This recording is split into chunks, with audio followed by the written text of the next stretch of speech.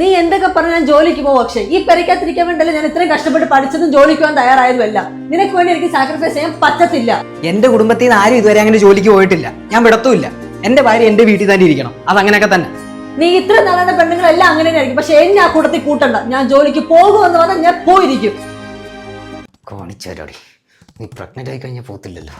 തിരുവനന്തപുരം തൊട്ട് സേലം വരെയുള്ള എല്ലാ മാങ്ങി ഞാൻ നിന്നെ കൊണ്ട് തീറ്റിക്കും. കലണ്ടർ ഇവിടെ ഇതിലൊക്കെ പീരീഡ്സ് ആയി. 4 ദിവസം പീരീഡ്സ്. അത് കഴിഞ്ഞാൽ 10 ദിവസം കഴിഞ്ഞാൽ പണി നടക്കണം. കാണിച്ചരടി മൂതി. നമുക്കൊരു ഗൈനക്കോളജിസ്റ്റിനെ കണ്ടാലോ? എന്തിന്? അല്ല, 1 വർഷമായിട്ട് ട്രൈ ചെയ്യല്ലേ. പിള്ളേരൊന്നും ആയില്ലല്ലോ. എന്തെങ്കിലും കുഴപ്പമുണ്ടോന്ന് അറിയാലോ.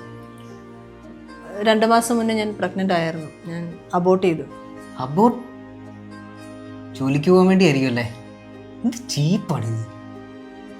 ഒരു കുഞ്ഞു വേണമെന്നൊരു ആഗ്രഹം കൊണ്ടല്ലോ നീ എന്നെ പ്രഗ്നന്റ് ആക്കിയത്. ഞാൻ ജോലിക്ക് പോയിരിക്കാൻ വേണ്ടിട്ടല്ലേ. പിന്നെ നിന്റെ ഈ ചിന്താതയെക്കാട്ട് എത്രയും ചീപ്പല്ല ഞാൻ എടുത്ത ഡിസിഷൻ. എടാ, പിള്ളേരുണ്ടാവുന്നൊക്കെ പറഞ്ഞാൽ അതൊരു ഭാഗ്യം തന്നെയാ. ഞാനത് അംഗീകരിക്കുന്നു. പക്ഷെ നമ്മുടെ ദേഷ്യവും വാശിയും തീർക്കാനായിട്ടൊരു ഉപകരണമല്ലേ ഈ പിള്ളേരുണ്ടാക്കലെന്ന് പറയുന്നത്. എനിക്കറിയാലോ നീ ഇങ്ങനെ എന്തെങ്കിലും പണി ഒപ്പിക്കുന്നു. അതുകൊണ്ട് ഞാൻ മനഃപൂർവ്വം എൻ്റെ പീരീഡ്സിൻ്റെ ഡേറ്റ് മാറ്റിയാണ് നിന്നോട് പറഞ്ഞത്.